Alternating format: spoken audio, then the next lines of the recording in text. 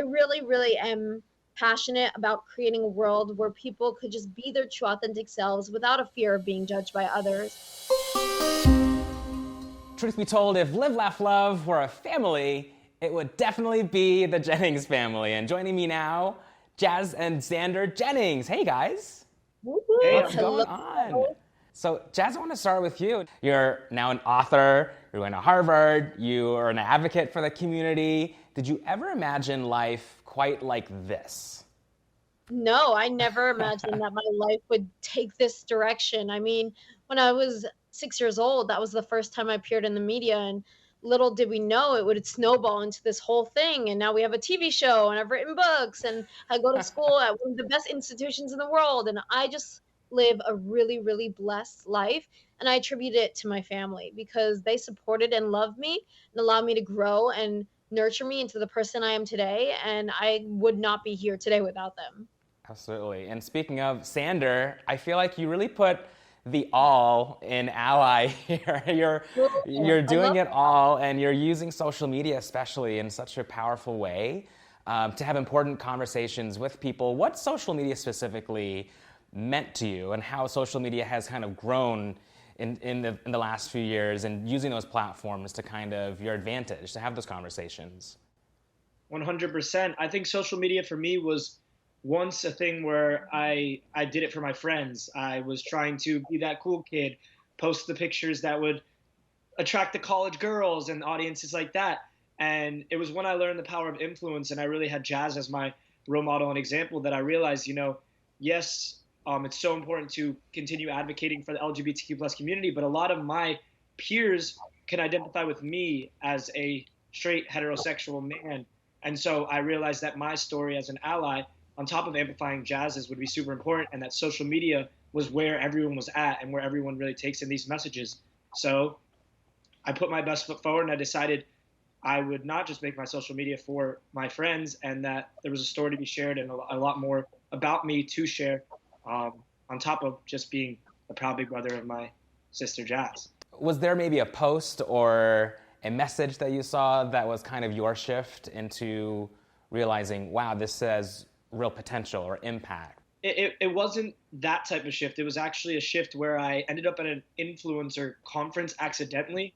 I was at a work thing. It was actually a technology thing. And then I ended up at this influencer thing, and I was talking to these influencers, and a lot of them were like, oh, it's all about the aesthetic and how you look, and you just have to be moving. I'm like, that's not what I want to do. I want to spread a message, and where's the message? And I just kept meeting these people, and whenever I talked to them, they were talking about all this influence that they have and how many followers they have. And I was like, okay, but to me, influence is more than just that. It's also being able to spread a powerful message and supporting different communities and your passions. Jazz, I want to throw it to you kind of on that topic of kind of just raising your hand and being the one to say, yes, I'll have this conversation. Yes, I'll do this. Yes, I'll write a book.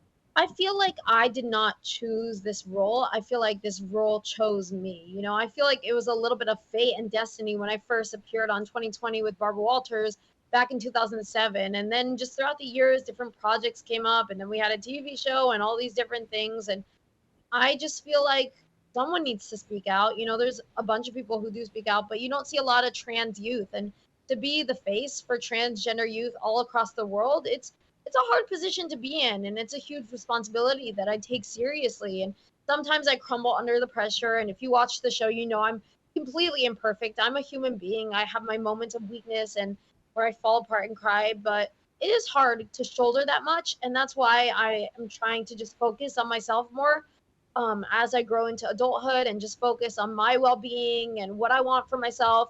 And I don't know if I'm going to continue doing advocacy or not, but I think I do, because my heart is so in it. It upsets me to see that we live in a world with so much cruelty and hatred. And to be able to have this platform, I really feel like I was chosen or destined to do this in some kind of way. But I you've opened up the door now to where you're like, oh, I don't think you'll ever stop your advocacy. First off, I think you have just because you created a window and a door for so many other great advocates and trans women and trans men and black trans women and black trans men who are now really helping amplify this message and grow this message. And even Yeah, It's it's like you're on a team. You helped Yes, open a door for we're a big all team. connected. We're all connected. We're all doing this together, and it's a trickle down effect. What our family did in 2007 allowed the doors to open for so many other families, and then those people transitioning affected other people, and then they affect more people until we're all kind of aware of this phenomenon that's going on, that the binary world is no longer working for us. Yeah. But then, unfortunately, all these lawmakers and a lot of people are not happy about this, and now we're seeing kind of them trying to fight back and eradicate, you know, trans youth and the idea behind trans youth, and Yeah. that makes it even more important that now we still continue to shine the light and spread this message. Even in our home state of Florida, it's happening every week. It feels like there's another anti-trans bill in our own home state. Not every day is roses and butterflies. There are some hard days. Yeah. What are you doing to kind of stay in that that positive mental space of encouragement? Yeah. I've been very open about my mental health issues throughout the years, and I can say that today I'm stronger and brighter than I've been in a long, long time. And it feels really, really great to feel like I feel like I'm seeing the light finally. Um, yeah, I'm taking care of myself. In the past, I haven't always taken care of myself. In fact, I had binge eating disorder, and that caused me to gain a lot of weight. I didn't look after my health and my body the way I wanted to, and now I am. Now I'm eating healthier. I just got a gym membership. I've been going to the gym quite a bit, and right now I'm just being very introspective, focusing on myself, focusing on my growth, and just who I am as a person. I'm still really young. I'm still discovering myself, and for that reason, I'm not as like active as Sander is on social media, just because I'm kind of detached from that in this phase of my life where I'm really being, self interested. But yeah, I've come such a long way. I have lost weight, which is really exciting.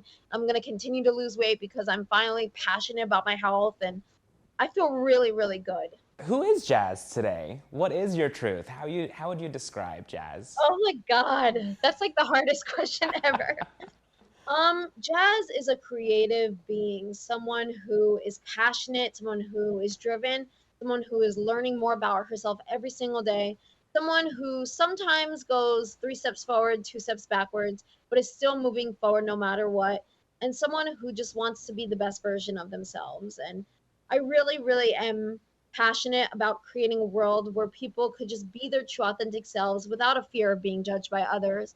And I feel confidently like our society is going in that direction. And I think once we understand that we're all human beings and we can let go of those labels and titles of everything and just look at our cores of the fact that we're human beings, we could come together and just really create a beautiful world. And that's what I believe in. Retweet on Yes. that. What would you say is your truth? Who's Sander today? Sander, right now in this moment, is not able to follow up with that grave an answer and is a little bit dropping to the floor. It's cool to be able to be like, your jaw drops to the floor when your sister just shares something so powerful and amazing. I mean, for me, I think Sander is someone who's really trying to step into his shoes and find balance, as both a LGBTQ plus advocate, as an adult, as a digital marketer. I'm really trying to find the balance between work, life, advocacy, and still looking to find myself in many different ways. But I'd also like to add, Sander is, a tad bit angry about the way the world is going and the attacks against transgender youth in many different states and especially in Florida. And I couldn't just describe myself as someone who's like super happy and upbeat all the time, because every single day I have to go read the news and hear these different things. And so Sander is happy. He's energetic. He likes to work out. He's positive. Sometimes Sander is sad. Sometimes Sander's a little depressed. Sometimes Sander has anxiety, and sometimes Sander is angry. And, that is truly how I feel today. But like Jazz feels like we're both moving forward, and it's fun living in this life. Life is a roller coaster, and for me, I don't like roller coasters, but I do love my life. Big love to the Jennings family. Love you. Thank you for this conversation. Thanks for having me. Thank you so much. To see more Truth Be Told, check us out at pluslifemedia.com and follow us at pluslifemedia. Until next time, let your truth be told.